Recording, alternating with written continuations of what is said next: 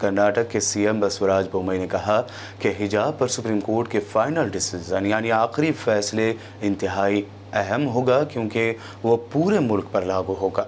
उन्होंने कहा कि हिजाब तनाज़े पर आखिरी फैसला बहुत अहम है क्योंकि इसका असर सिर्फ कर्नाटक तक ही नहीं बल्कि पूरे मुल्क पर होगा, इसलिए आखिरी फैसले का इंतज़ार करना होगा। बोम्मई ने मजीद कहा कि अदालत के 2 जजों ने इस तनाज़े पर अपना फैसला सुनाया है और वो फैसले की कॉपी पढ़ने के बाद रद्द अमल जाहिर करेंगे।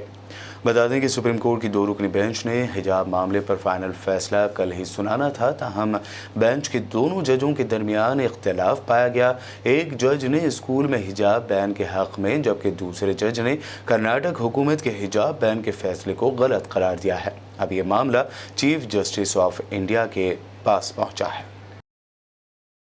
गुजरात के इंतखाबात में पाटीदारों का अहम रोल माना जाता है, ताहम पाटीदार के एक लीडर को गिरफ्तार किए जाने के बाद से रियासत में बीजेपी के खिलाफ जारी हवा मजीद भड़क गई है। गुजरात आम आदमी पार्टी के सदर गोपाल इटालिया ने प्रेस कॉन्फ्रेंस करते हुए कहा कि पूरा पाटीदार समाज बीजेपी के खिलाफ खड़ा हो गया है, इसलिए बीजेपी हुकूमत ने पाटीदार नौजवानों पर गोलियां चलाई।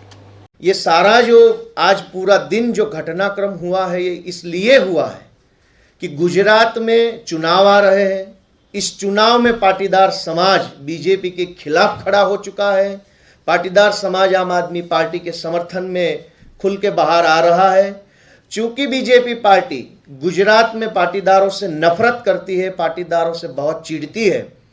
पिछले कुछ साल पहले पाटीदारों के 14 युवाओं पर बीजेपी की सरकार ने गोलियां चलवाई थी और 14 युवाओं को उसने एक तरीके से मर्डर कर दिया था।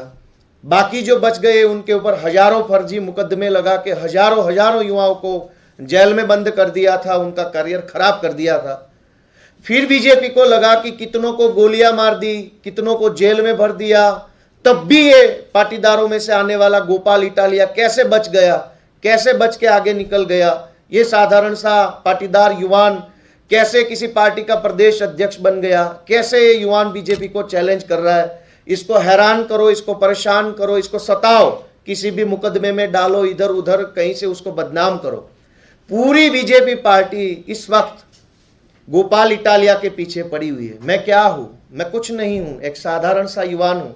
मेरी कोई शख्सियत ही नहीं है एक तरीके से अगर आप देखेंगे। लेकिन जब आप ट्विटर पे सोशल मीडिया पे देखते हैं बीजेपी के सारे विधायक, सेंटर के मिनिस्टर, पूरा आईटी सेल एक ही छोटे से आदमी के पीछे लगा के रखा है। क्यों? क्योंकि वो लोग पाटीदार समाज से नफरत करते हैं और नफरत में इस हद तक गिर चुके हैं कि गुजरात से मुझे उठाकर ओखला के थाने में बिठा दिया। यहां तक कि मेरे वकील को भी नहीं बताया कि मुझे कहां ले जाया जा रहा है। वकील को किसी और थाने का एड्रेस बताया कि यहां बिठाया है, ले जाया गया कहीं और जगह।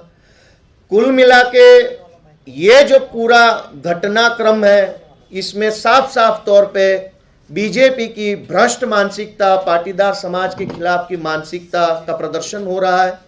वो नहीं चाहते हैं कि गुजरात से पाटीदारों के युवा आगे बढ़े, आगे आए, राजनीति में हिस्सा ले, लीडरशिप रोल में आए। वो नहीं चाहते, इसलिए किसी ना किसी तरीके से गुजरात में भी मेरे ऊपर पिछले दिनों में काफ़ी FIRs लगाई हुई है।